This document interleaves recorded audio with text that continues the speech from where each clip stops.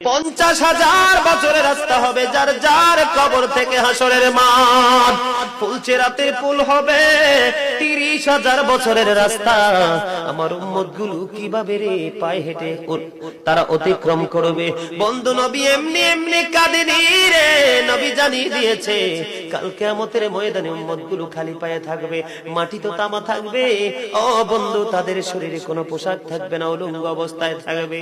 এবং মা আয়েশা প্রশ্ন করলো, গো প্রাণের নবী, জানতে মনে চায় নবী গো, এই যে আপনার উম্মত গুলো উলঙ্গ অবস্থায় খালি পায়ে সবাই থাকবে গো নবী, তারা কি নারী পুরুষ একসাথে? কয় হ্যাঁ, নারী পুরুষ একসাথে। তারা কি কেউ কারো দিকে নজর দিবে না? এবার আমার নবী বলেছে, আয়েশা রে, কেমন করে নজর দেবে রে আয়েশা?